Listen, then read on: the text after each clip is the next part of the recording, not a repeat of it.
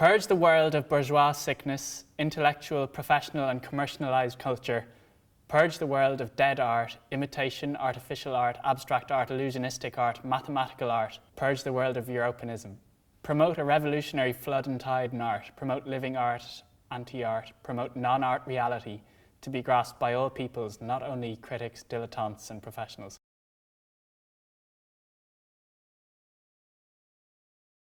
Hi, I'm Sebastian Adams. I used to study in the academy. I play viola, but I'm mainly a composer, and I co-direct an ensemble called Kirkos with Rob Coleman. And we've just done a concert called Flux Fest, which is an exploration of one of the most interesting movements in art of the 20th century, which is the Fluxus movement. I think it's important to note that non-art reality is in caps and underlined, and that's kind of one of the key things of Fluxus. It's like bringing in stuff that isn't necessarily art, and suddenly it is. One of the most famous ones is by George Brecht, which is drip music. And there are a few different versions of the score, but one of them is just dripping. Water is dripped into an empty vessel. Another one of the most famous ones is Yoko Ono's cut piece. Basically, that somebody sits there and there's a scissors in front of them, and the audience is invited to cut their clothes off and take a piece of it home.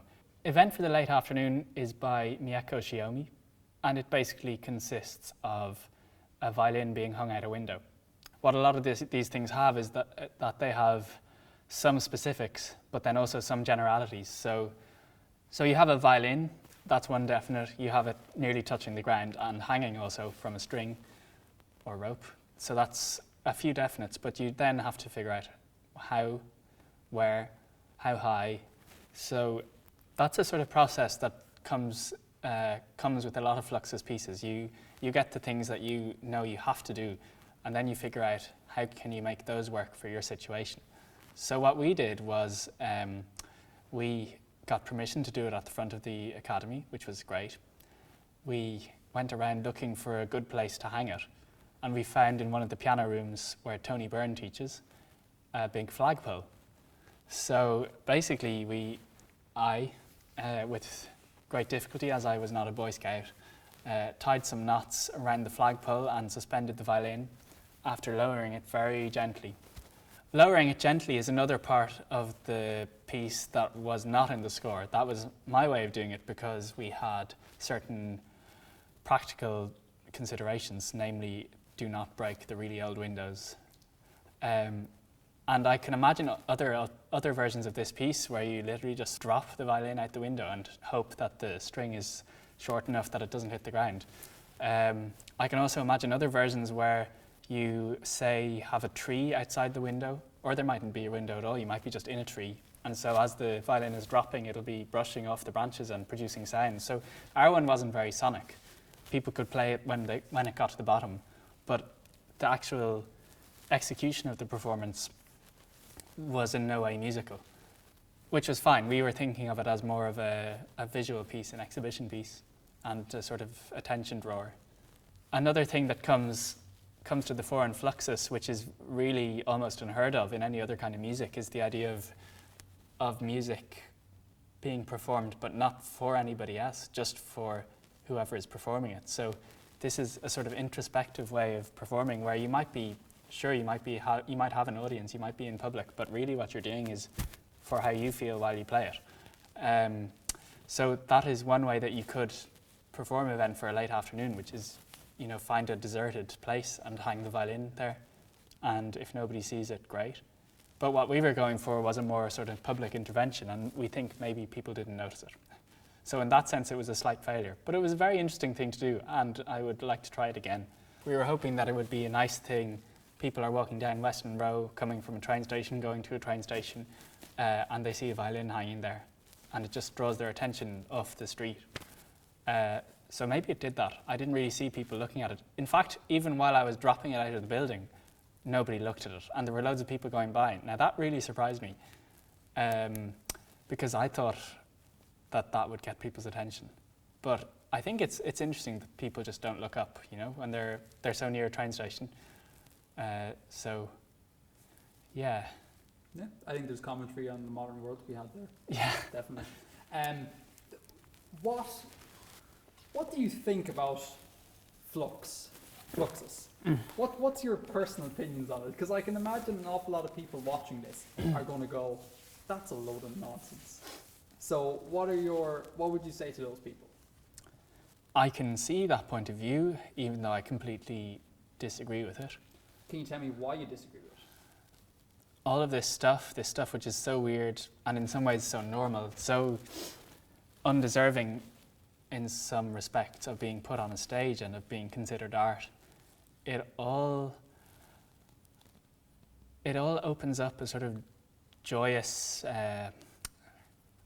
recognition of life and of the world. And what you find when you're walking around seeing performances of drip music, raindrops dripping into a gutter, what you're doing is finding something beautiful in the world that was there all along and just needed somebody to notice it, which is really what a lot of art is about.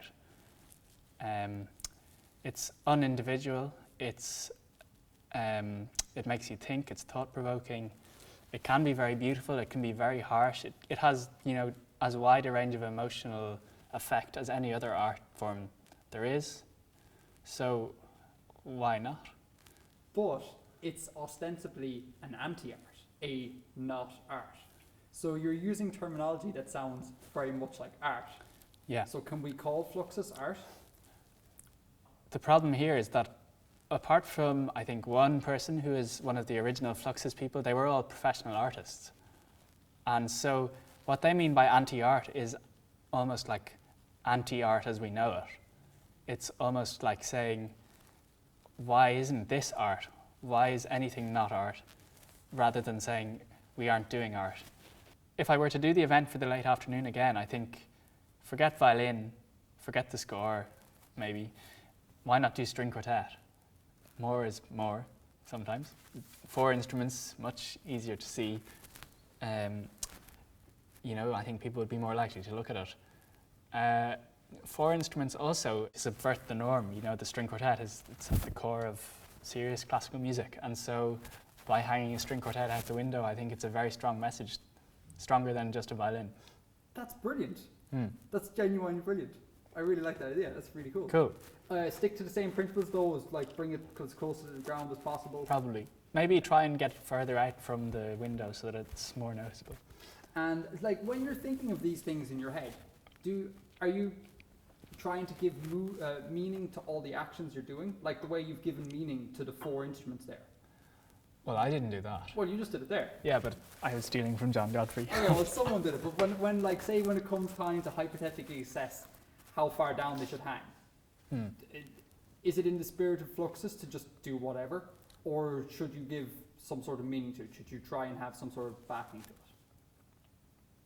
You can attribute meaning to things if you like, but you also don't have to do it. So you can say why it's important to hang a violin out the window and why it means to you, I think. Or you can just hang it out there and hope that people make their minds up themselves. And I think I would go in the latter camp. I also am not an expert on Fluxus, so maybe the people who wrote these pieces will be like baying for my blood now. I hope not, but that's my take on it. My master's, and after my master's in London, my sister in Canada was involved in a car accident, and while she was recovering, she was offered music therapy. And so I got to see music therapy in action, and I got to meet a music therapist. It's not that everyone who leads a conservatoire is a musician. If you looked in the window of the conservatoires in Vienna 5 years ago, you would see that the leaders there was a historian, there was an economist, there was a lawyer. But if you look at most conservatoires, you would see that generally the directors, the principals, did come from a musical background.